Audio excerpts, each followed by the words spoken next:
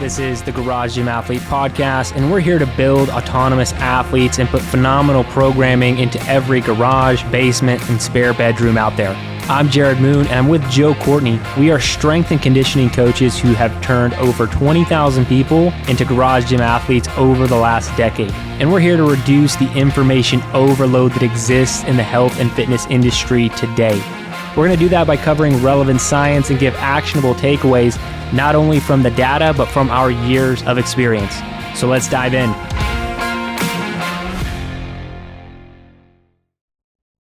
Ladies and gentlemen, welcome to the Garage Gym Athlete Podcast. Jerred Moon here, and today I'm going to be talking about some of my biggest regrets or things I wish I knew when I was younger. And part of the reason I want to do this podcast episode is I've been training my kids quite a bit. And I've talked about this in other episodes where I do talk about training my kids, but my main goal in training my kids right now is to give them a love for fitness.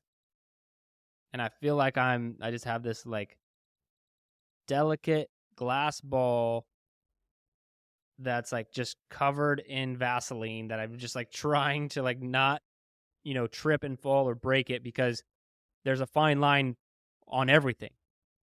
It's I don't want to push them hard too fast to where they hate it, but I need them to learn how to push themselves. And I'm actually feeling like I'm really finding some strategies there. But I want them to love fitness for the long term. And I'm not trying to get into super specific sports training because, one, that's not necessarily my skill set. How to throw a ball faster, those things are not my skill set. But at the same time, I don't want them with overuse injuries or growth plate injuries or any of these things that are becoming more prominent and oddly prominent because parents are pushing their kids too hard. And so like I said, it's this delicate balance in everything I'm doing with them, because I want them to love fitness and I want it to just be a part of what they do. It's just a part of who they are. That's kind of how fitness has ended up for me, is it's not so much something I'm trying to do, if that makes sense. It's not a habit I'm trying to develop. It's just, there's no question that I'm going to train this week. My schedule can get in the way. Sometimes something might change how a training session happens, what happens, how many times I train in a week. But ultimately, my goal is to always do something each and every single day. And I actually love it. I'm not doing it so I can eat what I want or because I ate too much and I feel like I need to exercise. I've just developed such a healthy habit around fitness, and it hasn't always been that way. It took me a long time. But I have such a healthy mindset and healthy habits around it that it's just something that I do. It's something that I really enjoy. It has nothing to do really with, at this point, I don't really care how I look.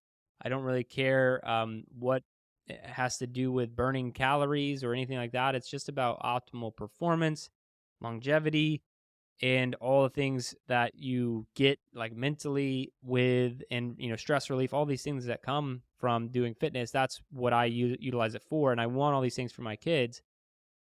And in doing that, I've just been reflecting a lot of what do I want them to know? What are the mistakes that I've made? Because I've been training for a long time, there are definitely mistakes I've made.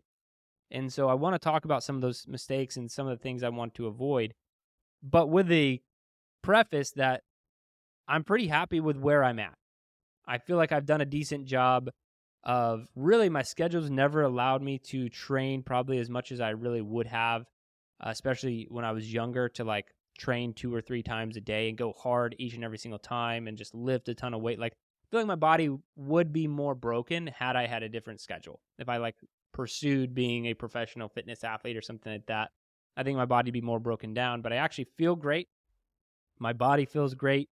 I'm still able to move. I still have some limitations, very minor limitations and more fears around some of the heavy loaded exercises based off of some of my previous injuries. But still, I'm able to move decent loads. I'm able to move well. I'm able to push myself. So nothing significant. But there are some things I wish I understood earlier or had done a little bit differently. And some of them are just like kind of missed concepts. And I want to talk about those today. So let's get into it. The first one is going to be I wish I knew more about base training or zone 2 training. I didn't come from an aerobic background. I came from very much a strength training, hypertrophy, bodybuilding, then powerlifting background in my younger years, as a lot of teen boys do. They just want to get bigger and stronger. And I didn't realize the benefit of zone 2 training till much later, probably late 20s, early 30s. And it's not like, oh, I missed the boat there. It's just I wish I would have known about it sooner. I wish I would have known more about concurrent training, because I was almost anti-running, in my early years, in my teens. And then once I kind of got to ROTC in college, I was forced to run because I was going into the Air Force. And then I picked up concurrent training from there and everything. But I feel like I wish I would have picked it up sooner. I think it would have helped me more as an athlete, with recovery, with being able to actually have a better top end, and all these things that come with, base training. I really wish I would have done more zone 2 training. So if you're unfamiliar, zone 2 training is 60 to 70% of your max heart rate, and it's just the sustained long duration efforts, and it really is not going to affect your muscle mass too much or your strength gains. And those are all the ideas I had around cardio. So it's not just I wish I had known about zone 2. It's like I wish I had known about zone 2 and base training and didn't have the mindset that cardiovascular or aerobic based training was going to crush my strength gains or my muscle gains. So I do wish I would have done more of that, more zone 2 training. And I think that can go for a lot of people. Adding in a little bit more low intensity stuff can go a long way. So that's number one. And then the next one is I wish I would have had a better understanding of strength versus hypertrophy training. So if you don't know the difference, strength is just that. Strength training is you are training to get stronger. You want to get stronger, so you're doing strength training. That is, I want to squat 400 pounds, 500 pounds, 600 pounds, whatever it is. That's strength. Hypertrophy is muscle growth. And so just think about powerlifter versus bodybuilder. I was in the hypertrophy-based zone when I first started. All I wanted to do was grow muscle mass. Now, when you grow muscle mass, especially as a young teenager who is lifting, you're going to want to lift something heavy. So they can go hand in hand to a certain degree, but there is a way to grow muscle without having to be a power lifter, obviously. And you can also have really big muscles without being power lifter level strong. Like most bodybuilders are strong, but they're not. There's a reason why the biggest dude at Mr. Olympia isn't competing against the strongest powerlifter. They're just completely different training methodologies. And I don't think I fully understood that completely. But the problems I had with hypertrophy training is at that young age I picked it up and I only wanted to grow muscle. I feel like it formed a little bit of body dysmorphia for me. And so I always thought, like I even got up to 200 plus pounds and I still thought I was small. Like I thought I needed to get bigger. Luckily I was able to break free from some of that. But I wish I would have understood, like, hey, here's how you can kind of blend these things. Because I ended up moving away from hypertrophy or just bodybuilding, mainly because of I feel like the mindset issues it was giving me with body dysmorphia. And so I went more towards strength training, but then I went all in on like powerlifting and getting stronger. And that also had its cost, right? Like I don't know if strength training, and this is the wiser version of me, like I don't know if going heavy all the time is the best thing for the human body. I've talked about this more, and I'll talk about it more with my next lesson learned as well, but like I wish I would have known how to balance these is the main point. Is there's a way to get stronger without having to go heavy every single day of the week, always pushing the limits, always trying as hard as you can for strength gains. And then there's a difference between always trying to get bigger. Like there's overlapping, like overlap. People call it power building, right? Like this ability to build your body while also doing powerlifting. I wish I would have had a better understanding of these different modalities. and known how to cycle through them. It's almost like I wish I was more of an advanced programmer in my late teens and early 20s than that's kind of my wish, I guess, is I wish I understood the difference. But I think if I could have blended these better, it would have saved me, one, some body dysmorphia, mental battles that I had with, bodybuilding style training. And two, it could have saved me from a lot of injuries that I've accumulated throughout the years doing powerlifting training. And, those setbacks cost you time. They cost you time mentally. They cost you time in actual training. So I wish I would have known how to blend those a lot better than I did. And that's something I want to teach my boys for sure. I want them to know, again, aerobic training is not going to hurt your gains. Here's how you can implement it and where you should implement it. And then here's how to balance getting stronger while also getting bigger. And you can kind of go through all these different modalities. You can cycle through them because life is long. When you just want to get stronger, that's all you want to do, right? Like that. Or if you want to get bigger, that's all you want to do. You don't realize, like, hey, you might want to be more optimal at a certain point. So that's another thing is I'm trying to instill in my boys is like, hey, you can do both of these things, and being able to explain that to them. Now, this next one's going to sound weird, and this has been more recent, and I talked about this on a podcast, but partial reps are okay. Partial reps are okay. I got in, I don't know where I picked it up, but everything had to be full range of motion. And I don't know where I picked that up. I don't know if it was in different courses I took or seminars I went to or whatever. And I'm talking about really on everything, but we talked about it more on a recent podcast with partial squats, but like full depth squat, always going all the way down. Deadlift, full range of motion, bicep curl, full range of motion, everything full range of motion. And you don't actually have to do that. And that's just, to me, that was such an epiphany that you can still see a lot of results. And there are actually different benefits from not going full range of motion. I just wish that would have clicked with me a lot sooner than it did. Even on the squats, like that didn't click until the last few years when I hurt my back. And then I realized, hey, there's a lot of benefit to doing partial squats, high box squats, all these different things. You don't always have to be going low every single time. And it's like I knew these things because I watched, a lot of the strength stuff that I learned was from Louis Simmons from Westside Barbell, who has now passed away. But, he did all these things. He would do high box squats with his athletes. He would change up all the time, like almost on a weekly basis, what activity they were actually doing. Like if he was doing just a full deadlift today on Monday, next Monday, he wouldn't do that. He would do some sort of partial deadlift, like, a rack pull or a deficit deadlift going further than the normal range of motion. And he mixed these things up on a weekly basis, but somehow I missed that part of one of my biggest, I would say, influences in my strength training journey was Louis Simmons and how he programmed. But I missed that whole part of the conjugate method. Like I didn't want to listen to that part. I was like, no, we're just going to do full squats all the time, full deadlifts all the time, full range of motion, everything. And you just don't have to. And that might be like a no-brainer for some of you out there, or maybe you're hearing something like this from me for the first time right now, and you're like me, and you're like, oh, that kind of changes my mindset. But even in hypertrophy, again, muscle building, there are benefits to keeping the muscle engaged and never letting it fully relax. And you can do that through partial repetitions, even like on a bicep curl or a push-up, not pushing all the way up. It might have been my military background too. Like everything had to be full range of motion for the rep to count. You can actually do push-ups, like partial range of motion push-ups, and you're going to get way more benefit from fatiguing the muscle in hypertrophy if you do partial reps. And it blows my mind. Even me saying it now still is like partial reps are okay in just about every way and in everything. It's not only ever do partial reps. That's not what I'm saying. It's like make it a part of a well-rounded training program.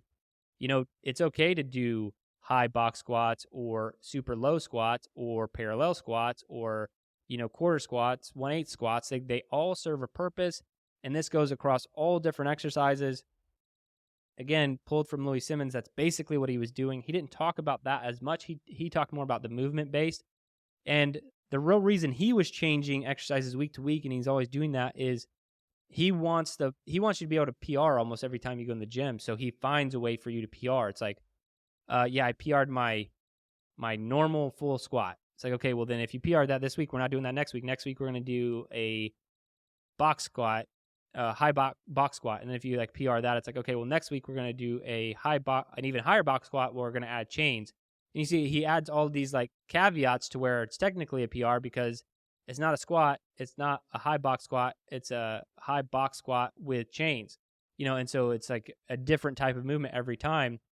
And like I said, I could completely miss that this partial reps are okay and actually probably really beneficial. And I think that would have saved me in a lot of like wear and tear on my body of always doing high rep deadlifts, and it's always the deadlift. There's no I've always done conventional deadlift. I didn't play around with sumo. I didn't play around a lot with rack pulls or deficit deadlifts. To some degree I have, but not in any major way in my like full on strength training days. So partial reps are okay. Partial reps are okay.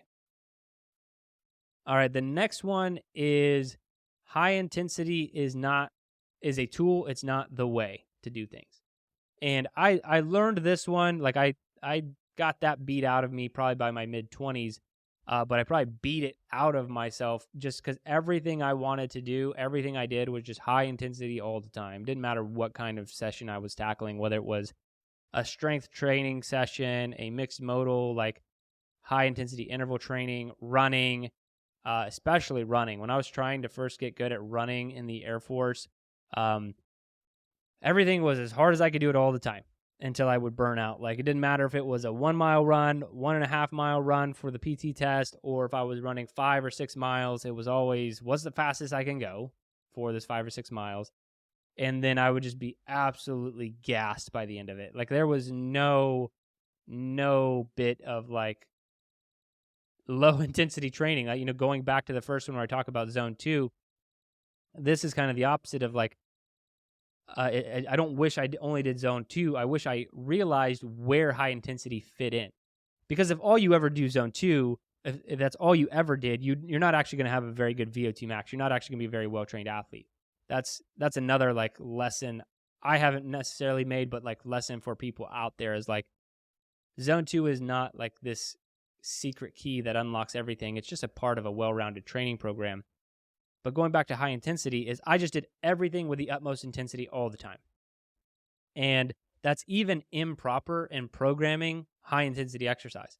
Like your body and your central nervous system can realistically only handle that 1 to 2 times per week. And I was more than happy to do it 5, 6, 7 days a week. High intensity all the time, anything. And that doesn't mean I was always doing like a CrossFit workout or high intensity interval training workout every single day. It just means whatever I was doing was going to be at the highest level of intensity. And that was more of my personality type, being type A, ambitious, all these things. I just wasn't like, that's how I wanted to hit every single thing. And so again, not only do I wish I had the zone 2 stuff in there, I wish I was just programming it correctly. I probably would have seen more progress if I utilized high intensity how it should be used, where it's like, hey, we're going to go really hard one time this week. We're going to recover. Here are the other types of training sessions throughout the week, maybe twice per week, something like that. Utilizing it as a tool and realizing it's not the only way to get things done. I can already see that in one of my boys right now.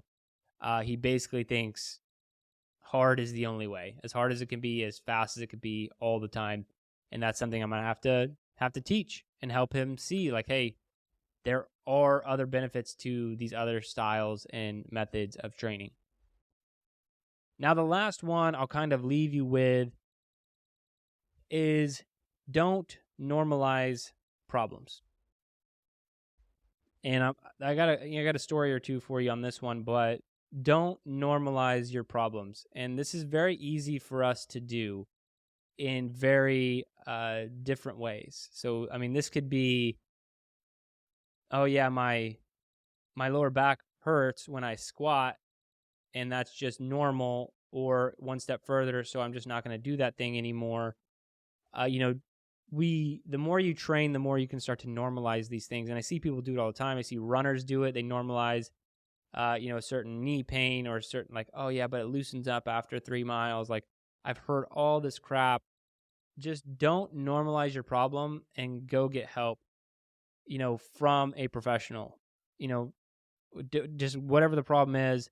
And that does not mean an ortho surgeon. That's typically going to be like a physical therapist or, a performance-based chiropractor, those kind of things. Like that's going to help you out a lot more in your journey. Like go get the help you need. I avoided that for a very long time. And I think part of the reason I do, going back to the beginning of the podcast, the reason I do feel good now is because I have been okay with all of those things. And I really try to get ahead of things now, almost preemptively seeking out help when I just see something coming up because I want to get ahead of it. And that's very much in the strength and, running, like the training side of things. But one story I haven't fully shared on the podcast is my more recent experience with mold exposure. And this will be kind of the last story as I wrap things up. But a couple years ago in Texas, there was this really bad freeze. Really bad for Texas because no one was really prepared for it. And I know people in the north always laugh about like what happens to people in Texas because they're like, oh yeah, you should try being in Michigan or whatever. But the problem in Texas is we don't have the infrastructure for it. Like they build the houses differently. In my opinion, that's stupid, but they build the houses differently. They don't have snow plows. They don't salt roads. Anyway, we had this really bad freeze and it froze our pipes in our house, and we had 2 bathrooms significantly leak, significant water damage. And we ended up having to get these bathrooms remodeled or like redone, and there was a ton of mold that they discovered. And it could have been just from that specific water damage, but it was also an older home. It could have been pre-existing. And so we had to get rid of the mold. So we had, we went through insurance, we had all the proper people and all these things in place. But the mistake we made is we were still around in the house too much during the mold remediation process. And I think we had massive levels of mold exposure, and it really affected us all. And I didn't really realize it for a while, and I started to normalize my problems, and not really realizing it was a problem. I just kind of like shook it all off.